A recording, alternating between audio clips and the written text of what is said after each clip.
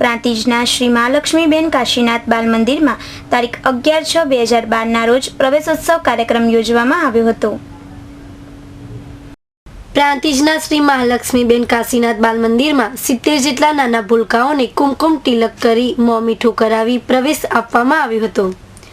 જીવનમાં શિક્ષણ અને સંસ્કાર મેળવવાના પ્રથમ પગથિયે પગ મૂકતા ડરના કારણે તથા વાલસોયા પરિવારથી થોડાક સમય માટે પણ છૂટા પડવાને કારણે કેટલાક ભૂલકાઓ રડી રહ્યા હતા।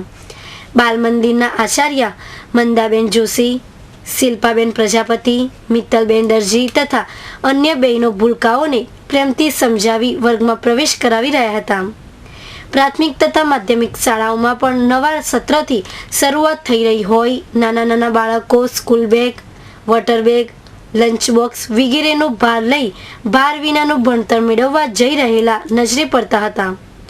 શાળા સંકુલથી દૂરના વિસ્તારમાંથી આવતા વિદ્યાર્થીઓ સાયકલ ઉપર સવાર થઈ શાળાએ જતા નજરે પડતા હતા। પ્રાંતિજના પ્રતિનિધિ રમેશ મિસ્ત્રી સાથે બીજલ પંડ્યા, સિટી ન્યૂઝ હિંમતનગર।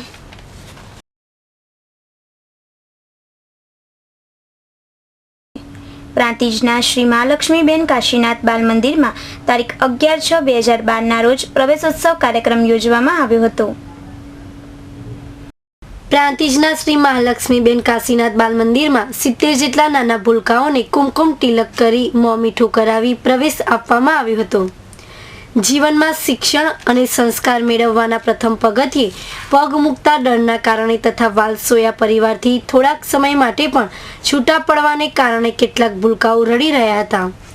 બાલ મંદિરના આચાર્ય મંદાબેન જોશી, શિલ્પાબેન પ્રજાપતિ, મિત્તલબેન દરજી તથા અન્ય બહેનો ભૂલકાઓને પ્રેમથી સમજાવી વર્ગમાં પ્રવેશ કરાવી રહ્યા હતા। પ્રાથમિક તથા માધ્યમિક શાળાઓમાં પણ નવા સત્રથી શરૂઆત થઈ રહી હોય નાના બાળકો school bag, water bag, lunch box વગેરેનો ભાર લઈ ભાર વિનાનું ભણતર મેળવવા જઈ રહેલા નજરે પડતા હતા। શાળા સંકુલથી દૂરના વિસ્તારમાંથી આવતા વિદ્યાર્થીઓ સાયકલ ઉપર સવાર થઈ શાળાએ જતા નજરે પડતા હતા। પ્રાંતિજના પ્રતિનિધિ રમેશ મિસ્ત્રી સાથે બીજલ પંડ્યા, સિટી ન્યૂઝ હિંમતનગર।